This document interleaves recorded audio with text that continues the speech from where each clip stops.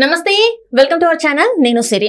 So Chandrababu Naidu గారు అయితే కొంతమంది ఐఏఎస్ ఐపీఎస్ల మీద కొంచెం సీరియస్ అయ్యారని చెప్పేసి వార్తలు వస్తున్నాయి. ఇందులో ఎంతవరకు వాస్తవం ఉంది ఏంటి అనేది మనకి వివరించడానికి మనతో పాటు ఉన్నారు ప్రముఖ సీనియర్ జర్నలిస్ట్ జగదేవ్ గారు. నమస్కారం సార్. నమస్తే సార్, ఇప్పుడు చూస్తున్నట్టయితే చంద్రబాబు నాయుడు గారు కొంతమంది ఐఏఎస్ ఐపీఎస్ల మీద సీరియస్ అయ్యారు, ఆవేదన కూడా వ్యక్తం చేశారు అధికారుల పైన అని చెప్పేసి. ఎందుకు మరి ఇట్లాంటి సీరియస్ అయ్యారు, ఏంటి, దేనికోసం అంటారు? మనం గతంలో కూడా చాలా న్యూస్లు చూసామమ్మా.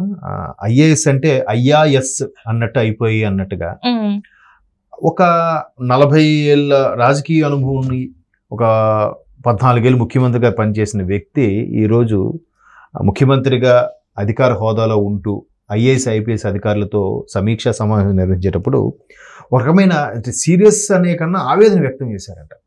అంటే మరీ పర్సనల్గా తీసుకొని పనిచేయాల్సిన అవసరం ఏముంది వాళ్ళకి? అంటే వాళ్ళు ఎవరికి కొమ్ము కాయాల్సిన అవసరం లేదు, ఎవరికి భయపడాల్సిన అవసరం లేదు. మహా అయితే ట్రాన్స్ఫర్ అంతే. లేదు అంటే బాబు నువ్వు మెడికల్ లీవ్లో ఎక్కడికి వెళ్ళు, లేదు డిప్రెషన్ మీద ఇంకో స్టేట్కి వెళ్ళిపో అన్నట్టు ఉంటుంది తప్ప ఈ ఇబ్బందిగా సస్పెండ్లు చాలా రేరు. ఇప్పుడు ఏమైందంటే ఎవడైతే ఆ అధికారంలో వాడు పనిచేశాడా వాడిని ఇప్పుడు ఊరికే కెలుగుదాం, వాడిని సస్పెండ్ చేద్దాం, లేదా మన మాట వినట్లేదా వాడిని చేద్దాం. నాయకుల వల్ల కొన్ని రకాల చీప్ పాలిటిక్స్ వల్ల అధికారుల మధ్యలో నలిగిపోతున్నారన్నది వాస్తవం. అట్ ది సేమ్ టైం అంటే ఇదొక వెర్షన్. రెండో వెర్షన్లో అధికారులు కూడా కొంత తప్పు ఉందని రెండో వెర్షన్. ఎట్లా అంటే ఇప్పుడు గతంలో కూడా శ్రీలక్ష్మి గారు లాంటి వాళ్ళు చాలా సఫర్ అయ్యారు, ఆవిడ జైలు శిక్ష కూడా అనుభవించి వచ్చారు. దానివల్ల ఆవిడ మీద కేసులు ఉండడం వల్ల మానసికంగా కూడా చాలా కుంగిపోయారు ఆవిడ. లేదంటే ఇప్పటికి ఏ ర్యాంకులో ఉండాల్సిన వ్యక్తి ఎట్లా ఇబ్బంది పడ్డారని మన వార్తలో చూసాం. సో అదే వ్యక్తి మరలా జగన్మోహన్ రెడ్డి గారు అధికారంలోకి వచ్చాక మళ్ళీ ఆయన పేషీలోకి తీసుకోవడం, ఏదో ఒక శాఖకు సంబంధించి పరిచేయడం. ఇప్పుడు అదే శ్రీలక్ష్మి గారు ఈరోజు చంద్రబాబు గారికి శుభాకాంక్షలు చెప్తూ పుష్పగుచ్చం ఇస్తుంటే ఆయన దాన్ని సున్నితంగా తిరస్కరించాడు. అది కూడా పొద్దునుంచి ఈ వీడియో వైరల్ అవుతుంది, మీరు చూసారో లేదు. అంటే ఇవన్నీ కూడా ఇప్పుడు ముందు ఆయన కలవడానికి వెళ్ళి అందరూ శుభాకాంక్షలు చెప్పి తర్వాత చెప్పినప్పుడు ఆయన కొన్ని ఈ రకమైన ఆవేదన వ్యక్తం చేశారు.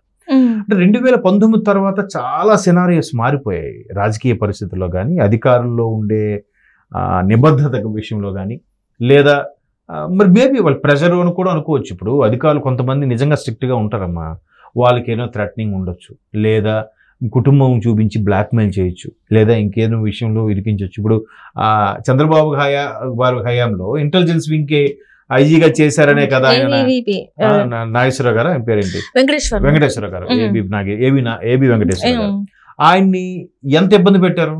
మ్యాక్సిమం ఒక వ్యక్తికి 2 ఏళ్ళ వరకు 2 ఏళ్ళకి సస్పెండ్ చేయాలి, అంతకుమించి చేయకూడదు అనే క్లాజ్ని తీసుకొని ఈ గడిచిన 5 ఏళ్ళు ముందు 2 ఏళ్ళు చేసేసి సస్పెండ్ చేసేసి మళ్ళీ ఒక 2 నెలలు ఏదో పనికిరాని శాఖ, ఏదో స్టేషనరీకి సంబంధించింది ఏదో ఇచ్చేసి పోలీస్ శాఖలో మళ్ళీ ఇంకో 2 ఏళ్ళు.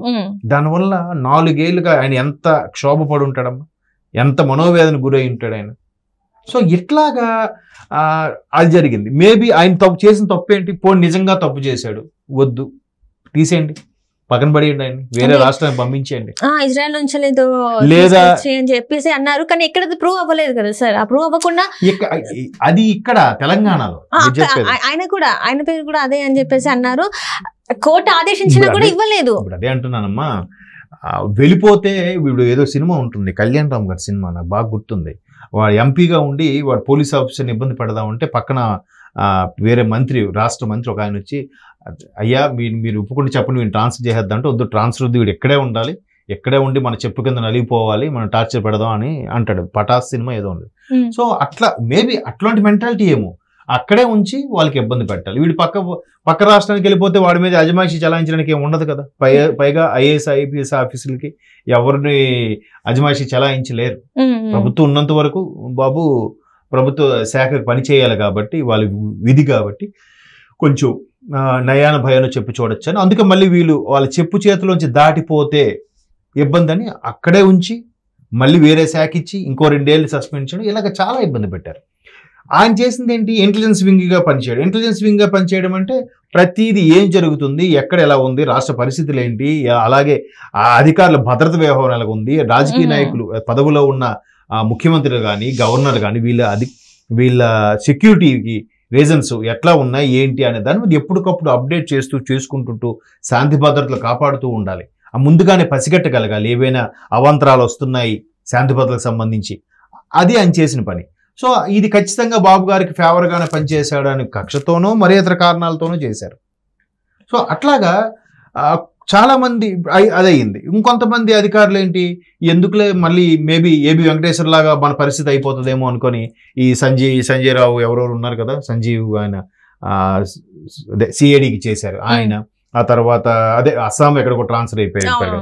ఇట్లా చాలా మంది కూడా వీళ్ళందరూ ఎందుకు మరీ ఇప్పుడు ప్రభుత్వానికి ఫేవర్గా చేయొచ్చు, కానీ ఓపెన్ అయిపోయేలాగా అందరికీ తెలిసిపోయేలాగా ప్రభుత్వానికి ఫేవర్గా చేయడం ఎంతవరకు కరెక్ట్? అంతే కదా. ఇప్పుడు లోకేష్ గారు ఇప్పుడు రెడ్ బుక్ అని అంటున్నారు. ఎందుకు?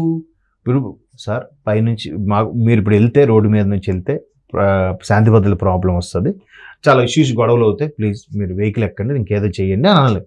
సార్ మీరు ఎక్కడి నుంచి కదలడానికి వీల్లేదు అంటే అది కరెక్ట్ కాదు కదా. మీరు ఇలా బై రోడ్డు ఇలా వెళ్ళారంటే ఇష్యూ అవుతుంది. అలా కాదు, మీరు చెప్పండి నేను సెక్యూరిటీతో నేను మీకు ఎక్కడికి వెళ్ళాలి చెప్పండి, నేను అక్కడ డ్రాప్ చేస్తానంటే అది పద్ధతి. మీరు ఎక్కడి నుంచి కదలడానికి వీల్లేదు, మీరు హౌస్ అరెస్ట్ అంటే తప్పేం చేయకుండా హౌస్ అరెస్ట్ అంటే ఎందుకు ఒప్పుకోవాలి? ఇప్పుడు చంద్రబాబు గారు అరెస్ట్ చేసినప్పుడు లోకేష్ గారిని అక్కడ నుంచి బయలుదేరటం రెడీ అవుతుంటే అక్కడ నిలువరించేశారు రానివ్వకుండా. ఆయన నా తండ్రి అరెస్ట్ అయితే వెళ్ళడానికి కూడా నాకు ఇది లేవా? ఒకవైపు నా పార్టీ అధ్యక్షుడు అయినా, మరోవైపు నా కన్న తండ్రి, నన్ను వెళ్ళొద్దని చెప్పడానికి మీరెవరు అంటాడు. అంటే అధికారులు మరీ అట్లా తయారయ్యారు. అట్ ఆఫ్ కోర్స్ పైనుంచి కూడా ప్రెజర్ ఉంది, బాబు ఆయన అక్కడ నుంచి కదలేకుండా చేయు, కదిలితే బాగోదు, నీ సంగతి చెప్తా అన్నట్టుగా. మరి ఏం చేస్తాడు? అక్కడ పోలీసు అధికారి తాలూకు పోలీస్ బాస్ ఎవరైతే ఉన్నారో వాడిని నాయకులు అనే వాళ్ళు గ్రిప్ లో పెట్టుకుంటే ఆ కింద స్థాయి వాడు ఏం చేస్తాడు? సరే, ఇప్పుడు ఇక్కడ నాకు డౌట్ ఏంటంటే వీళ్ళందరూ కేంద్రంలో ఫిర్యాదు చేయడానికి ఉండదంటారా? మరి ఉంటుంది. ఎందుకు ఫిర్యాదు చేయలేకపోయారు? చేస్తారు, చేస్తే దాని మీద ముందు ఒక కమిటీ ఏదో వేస్తారు.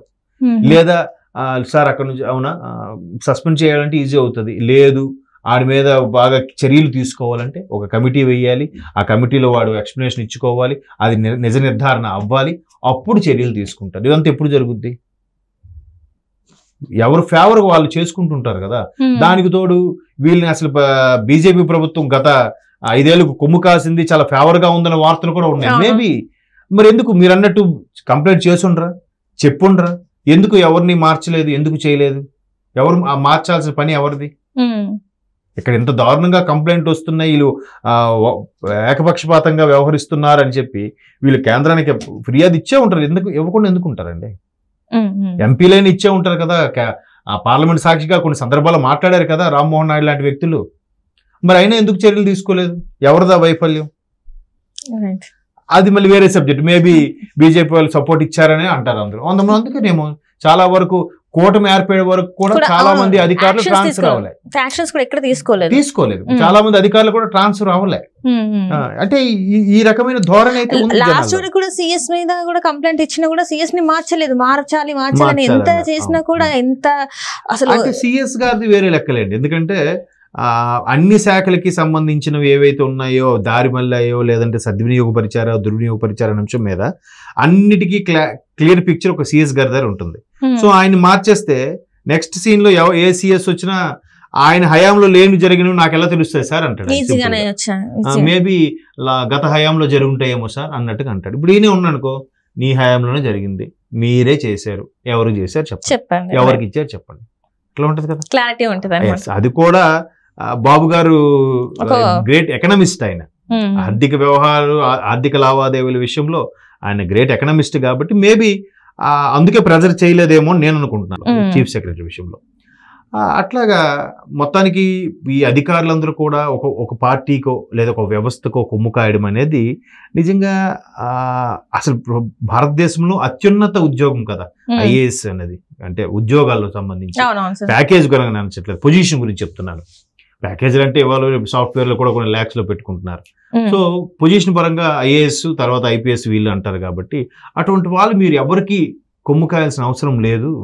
సో జస్ట్ ఇలాగ ఉండాలి, బట్ మీరు ఇలాగా ఉండడం కరెక్ట్గా లేదని ఒక ఆవేదన వ్యక్తం చేశారు. గత ప్రభుత్వంలో ఎవరెవరైతే వాళ్ళు కొమ్ము కాశారో వాళ్ళు పుష్పగుచ్చాలు ఇవ్వడానికి వచ్చినా కూడా ఈయన సున్నితంగా తిరస్కరించి శుతిమెత్తగానే సీరియస్ అయ్యి చెప్పారు. ఒక విధంగా మరి మారాలి, వారు మారకపోతే ఇంకేం చేయలేం. Right sir, right. Thank you so much sir.